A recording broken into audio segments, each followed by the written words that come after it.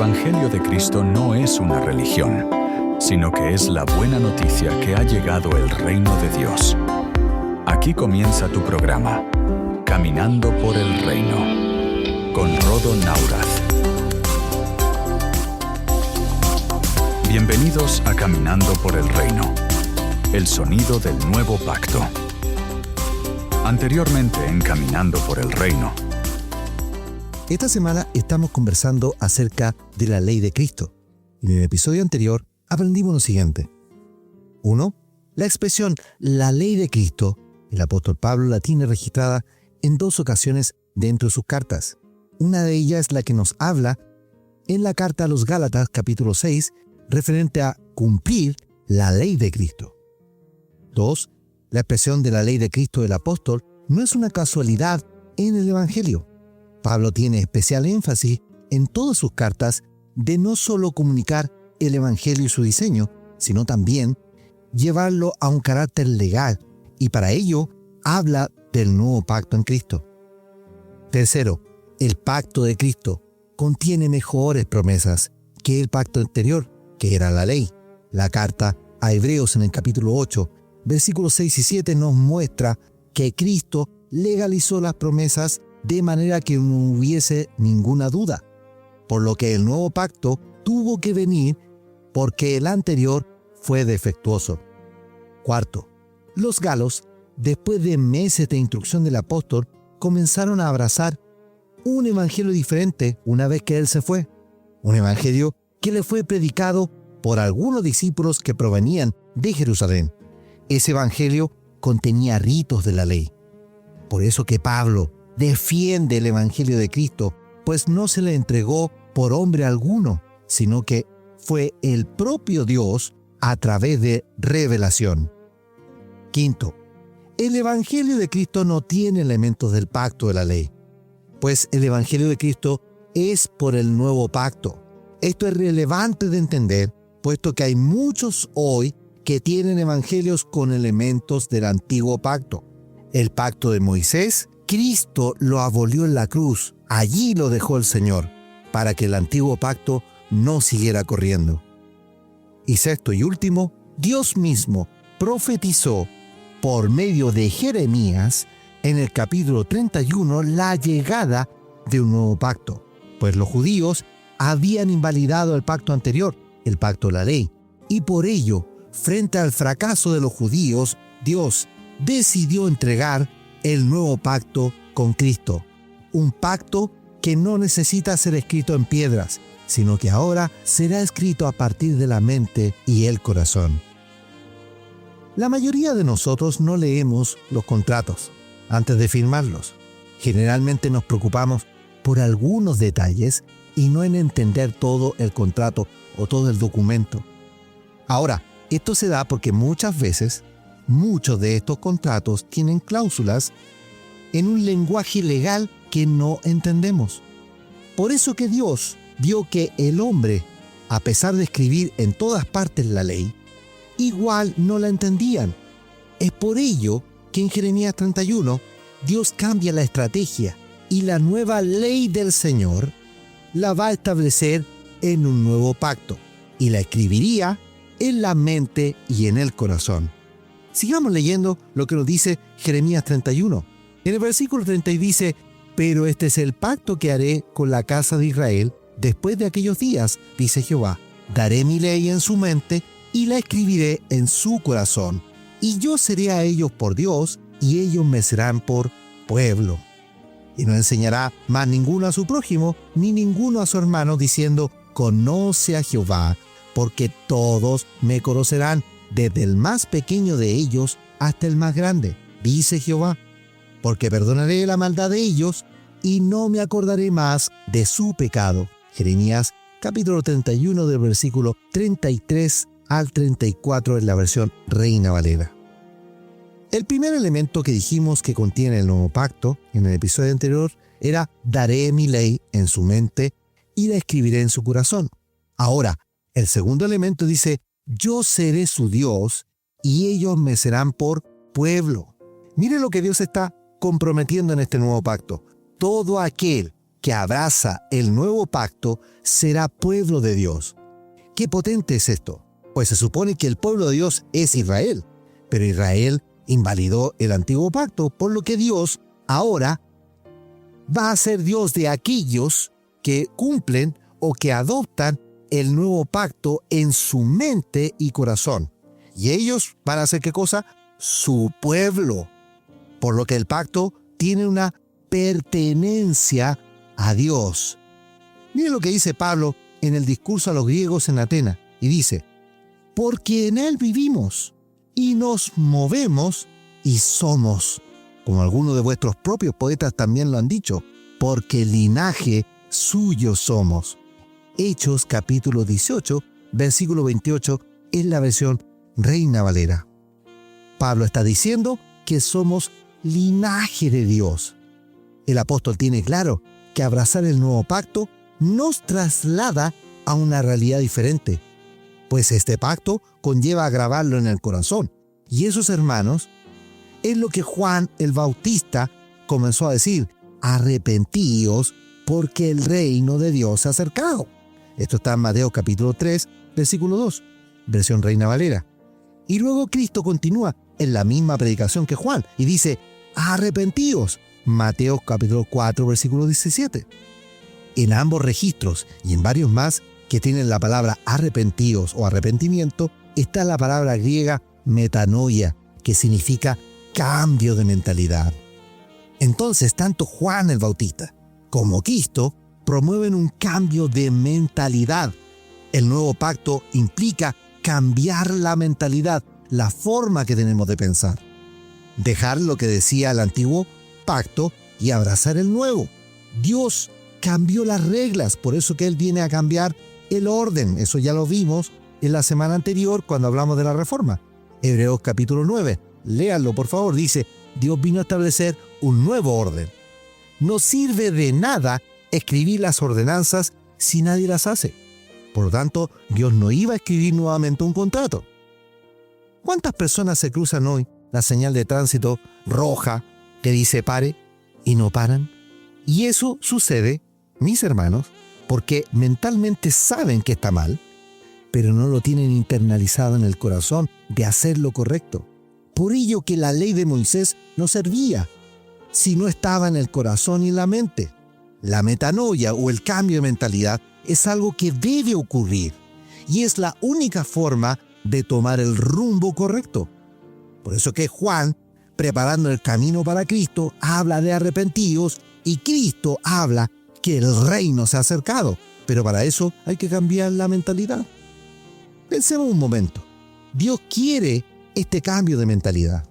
Por eso que al cambiar yo entiendo que puedo pertenecer a Dios. Eso es lo que precisamente dice Juan en su registro del Evangelio. Leamos y dice: mas a todos los que le recibieron, a los que creen en su nombre, les dio potestad de ser hechos hijos de Dios, los cuales no son engendrados de sangre, ni de voluntad de hombre o de carne, ni de voluntad de varón, sino de Dios. Juan capítulo 1, versículos 12 y 13 es la versión Reina Valera. Los que reciben a Cristo son legalmente adoptados por Dios y por ende se constituyen hijos. La ley de Moisés no te hace hijo. La ley de Dios en Cristo te convierte en hijo. ¡Qué maravilla esto, hermanos! Cristo no solo vino a entregar un evangelio hermoso y precioso de sanidad, vino a establecer un nuevo orden y para eso, en ese nuevo orden, deja un pacto. Por eso que un hijo de Dios es diferente de un creyente. Un creyente lee y cree. Un hijo recibe a su padre y se convierte en su pueblo.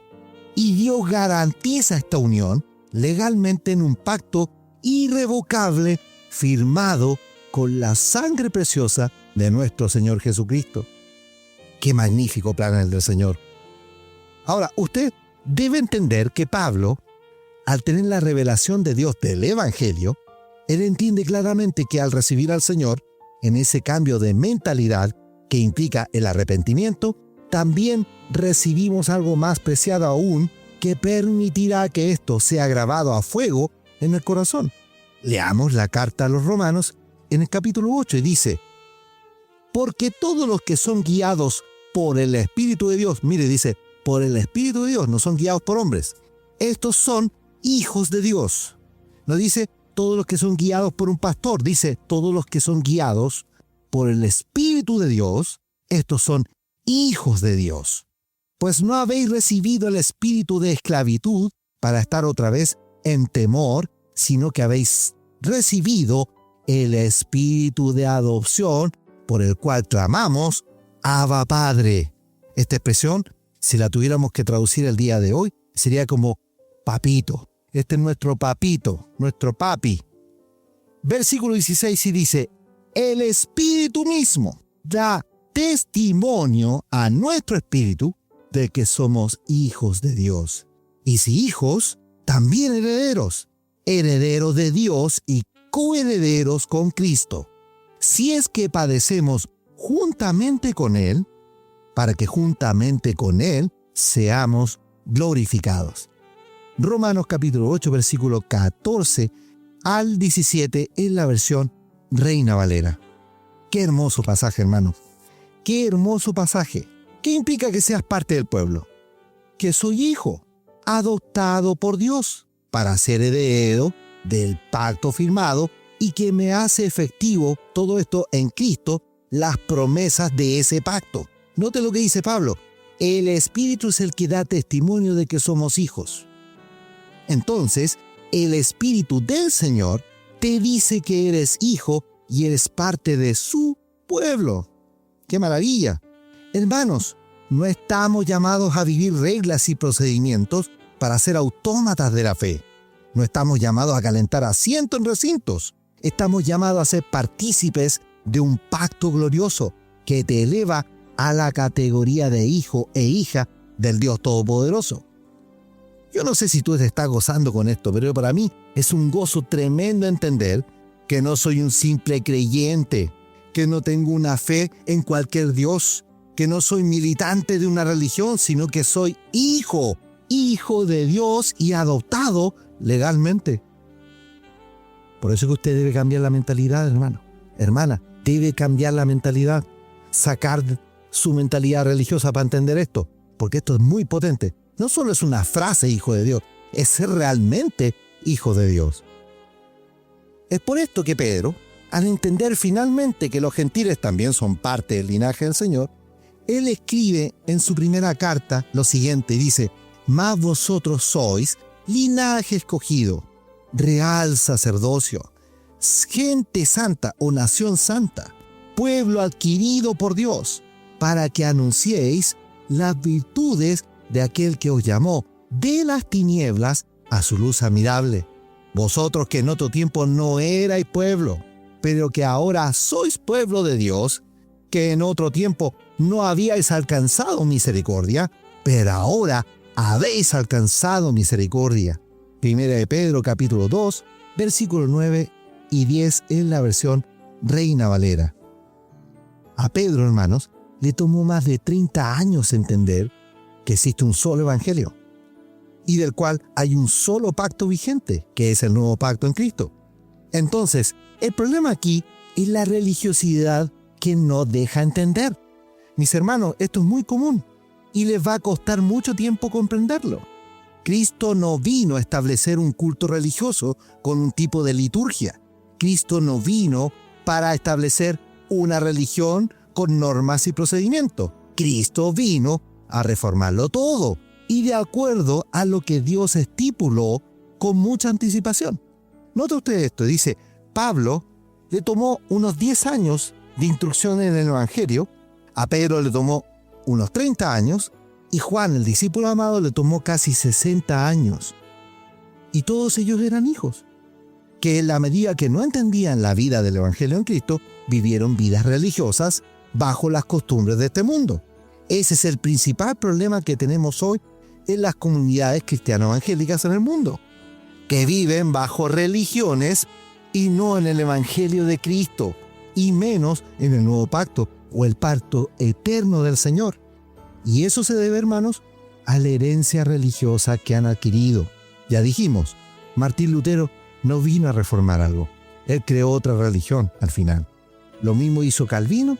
Cada uno crearon nuevas religiones y ninguno reformó nada. Ya lo comentamos en el estudio de la semana pasada. No existió una reforma de la iglesia, solo un movimiento llamado el protestantismo, y que originó más corrientes religiosas hasta el día de hoy. Precisamente eso es lo que Cristo vino a romper.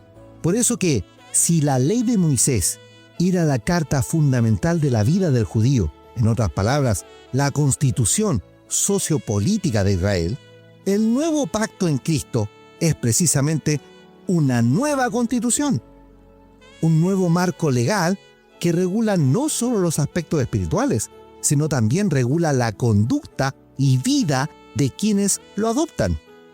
Por eso que quienes viven en una religión no disfrutan de los beneficios que el nuevo pacto tiene. Y por ello que hay enfermos, cautivos, oprimidos, pobres y ciegos en muchas congregaciones, porque ellos, pese a leer el Evangelio y a leer las cartas de Pablo, al estudiarlas inclusive, no reciben los beneficios de hijos porque son seguidores y militantes de una religión y no se han convertido al Señor para ser realmente hijos. Miremos a Pablo en su carta a los Gálatas lo que dice. En el capítulo dice, versículo 18, «Porque si las cosas que destruí, las mismas vuelvo a edificar, transgresor me hago, porque yo por la ley soy muerto para la ley, a fin de vivir para Dios. Con Cristo estoy juntamente crucificado, y ya no vivo yo, mas vive Cristo en mí.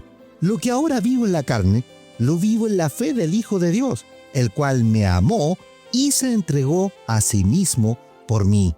No desecho la gracia de Dios, pues si por la ley fuese la justicia, entonces por demás murió Cristo». Gálatas capítulo 2, versículo 18 al 21, en la versión Reina Valera. Fíjese usted bien en este fragmento de la carta a los Galos, que dice, si las cosas que destruí. Pablo tuvo que destruir de sí mismo todo el fundamento religioso de la ley de Moisés, todo su fariseísmo, todas sus costumbres y rituales para construir las nuevas. Él se expresa en decir, Cristo vive en mí. Entonces, para que Cristo viva él tuvo que sacar todo lo que era contrario a Cristo.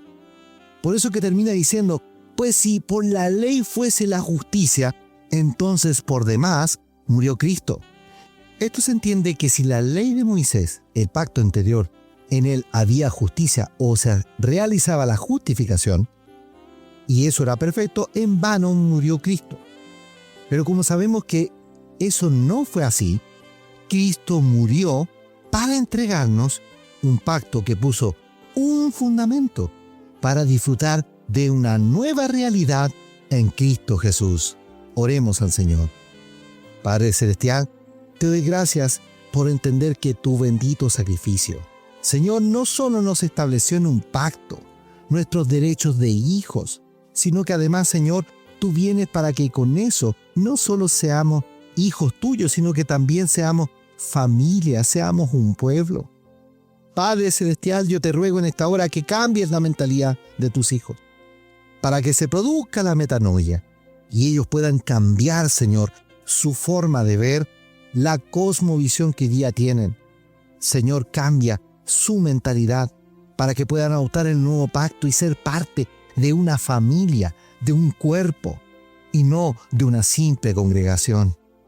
Padre, yo te pido en esta hora que tu gracia y misericordia lleve a tus hijos más allá, los lleve a entender lo maravilloso que este nuevo pacto tiene para nuestras vidas y que por sobre todas las cosas es parte de la ley de Cristo. Todo esto te lo pido en tu santo nombre, Jesucristo. Amén y amén. Amados, los invito para mañana para seguir conversando acerca de la ley de Cristo y a caminar por el reino. Amados, súmate a la familia de Caminando por el Reino y comparte el mensaje por tus redes sociales. Caminando por el Reino está en Facebook e Instagram.